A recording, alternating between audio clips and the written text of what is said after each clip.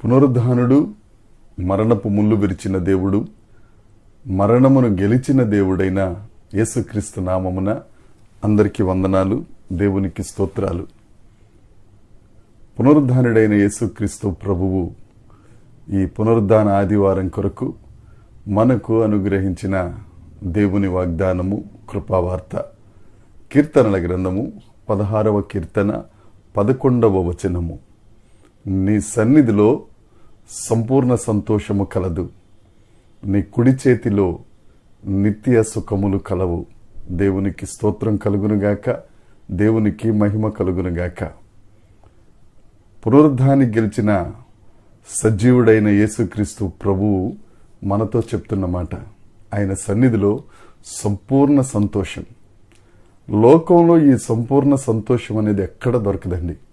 లోకంలో సంతోషం ఉంటుంది కానీ అది సంతోషం కాదు. ఒకవేళ ఏదైనా గృహం కట్టుకుంటే కొంతకాలం, ఒకవేళ ఏదైనా జీతం పెరిగితే కొంతకాలం, ఇంకొక కార్యక్రమం ఏదన్నా అయితే కొంతకాలం. కానీ ఆ దేవుని సన్నిధిలో సంతోషం ఉంది చూశారు, అది సంపూర్ణ సంతోషం. ఎప్పుడు ఆ సంతోషం వస్తుందంటే అదే కీర్తన గ్రంథం 16వ అధ్యాయం 11వ వచనంలో, జీవ మార్గమును నీవు నాకు తెలియచేసేదవు.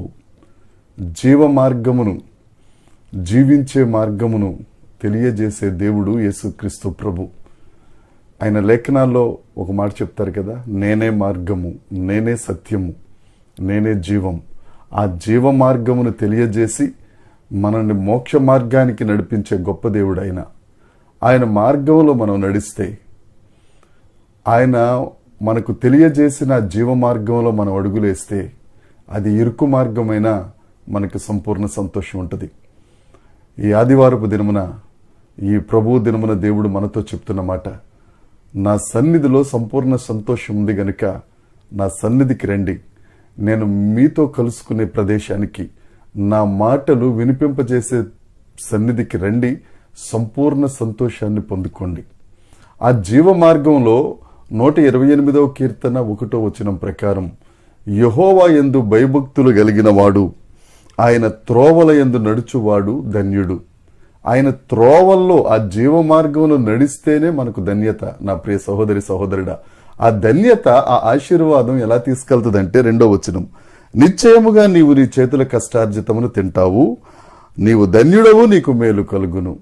నీ లోగిట నీ భార్య ద్రాక్షావల్లి వలె ఉండును, నీ భోజనపు బల్ల చుట్టూ నీ పిల్లలు ఒలీవ మొక్కల వలె ఉంటారు.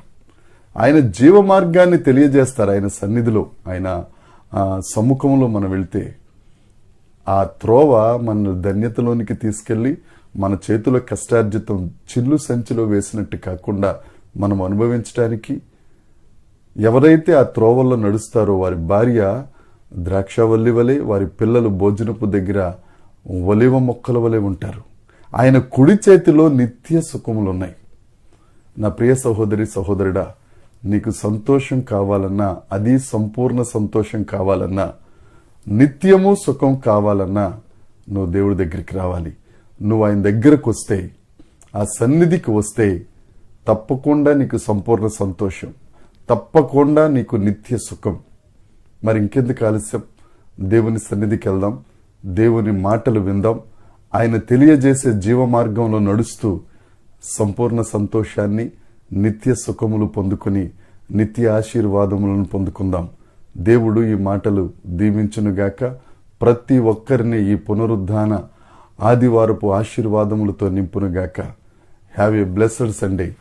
దేవునికి స్తోత్రం. Amen, amen, amen.